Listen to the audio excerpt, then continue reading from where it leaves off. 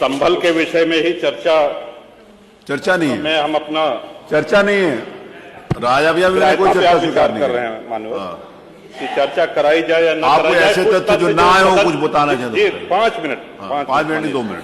कुछ तथ्य जो इस सदन में रखे गए, इसके बाद आपको उनको भी सूचना दी है। तो श्रीमान वो आपत्तिजनक है। कुछ बिंदु मैंने भी नोटिस है। इस सदन की कार्रवाई लाइव देखी जाती है, रिकॉर्ड रहता है। माननीय नवाब साहब हमारे बहुत अच्छे मित्र हैं, साथ में मंत्रिमंडल में भी रहे। पहली बात तो यह स्पष्ट हो जानी चाहिए कि जो सर्वे हो रहा है वो न्यायालय के आदेश पे हुआ है, और जितने लोग बोले हैं इन्होंने पत्थरबाजी का कोई जिक्र, कोई चर्चा नहीं की। अब हम एक चीज तो ये भी जानना चाहेंगे कि क्या पत्थरबाजी करने से न्यायालय का आदेश बदल जाता है? अगर न्यायालय ने किसी सर्वे का आदेश दिया तो उस आदेश को पलटने के लिए क्या तरीका है? उससे बड़ी अदालत में जाए कि सड़क पे खड़े होकर के पत्थर प्रशासन के ऊपर और पुलिस के ऊपर चला जाए। आज तक कभी प्रशासन का निर्णय, न्यायालय का निर्णय इससे बदला हो तो?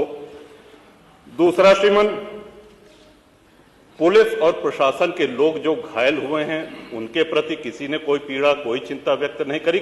बहुत गंभीर मामला है ये। ठीक उसी तरह है जैसे बहराइच में 22 साल का एक नौजवान राम गोपाल मिश्र, 4 महीने पहले शादी हुई थी, उसकी हत्या कर दी गई। इतनी निर्मम हत्या करी गई, इतनी गोलियां शरीर में मारी गई, हाथ के नाखून भी निकाल लिए गए।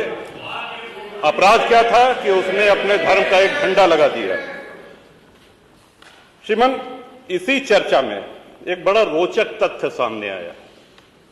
माननीय नवाब साहब ने कहा कि कुंदरकी में लूट हुई है, लूट करके, वोट लूट करके ये विधायक बन गए हैं, वरना कुंदरकी में 65% मुसलमान हैं, 35% हिंदू हैं, तो रामवीर सिंह कैसे जीत जाता? ये कार्रवाई में है हमारा। तो मनोहर, एक सवाल हम ये भी करना चाहते हैं कि जिन विधानसभाओं में मुस्लिम मतदाता की संख्या हिंदू से कम है, क्या वो लूट करके विधायक बन के आते हैं? या क्या हिंदू बाहुल्य जो विधानसभाएं हैं वो मुसलमान को वोट नहीं देती? इस हिसाब से तो यही लगता है कि सबसे बड़ा आश्चर्य धरती का यही हो गया कि जब 65% मुस्लिम है तो हिंदू कैसे जीत गया? आज पहला दिन है इन लोगों का सदन में। हमने अनुरोध किया था जो नए सदस्य जीत के आए हैं कम से कम परिचय करा दें, हम लोग भी पहचान लें। हमारा कोई परिचय नहीं है रामवीर जी से, लेकिन वो निर्वाचित सदस्य हो चुके हैं, इस सदन के सम्मानित सदस्य हैं, उनका इस तरह से अपमान करना, उनको लुटेरा कहना, ये तो आपत्तिजनक है। और सर्वे हम बोल रहे तो आप बोले।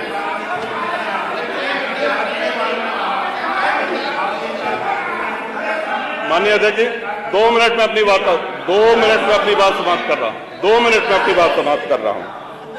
हम लोगों ने भी बड़े धैर्य से सुना। तो इस सदन का एक क्राइटेरिया, एक मापदंड क्या ये तय मान लिया जाए कि जहां हिंदू अधिक है वहां हिंदू विधायक को ही जीतना चाहिए, मुस्लिम विधायक सिर्फ वहीं से जीतना चाहिए जहां मुस्लिम की आबादी 50% से अधिक है?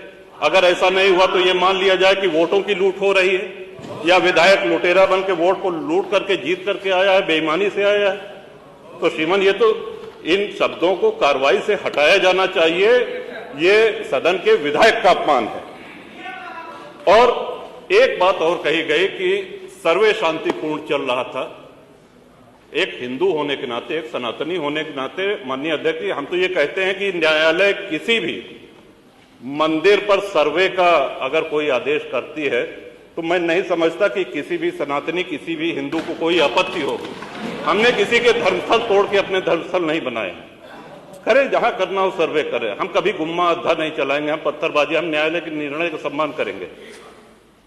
तो शासन का काम, प्रशासन का काम तो न्यायालय के निर्णय को लागू कराना होता है।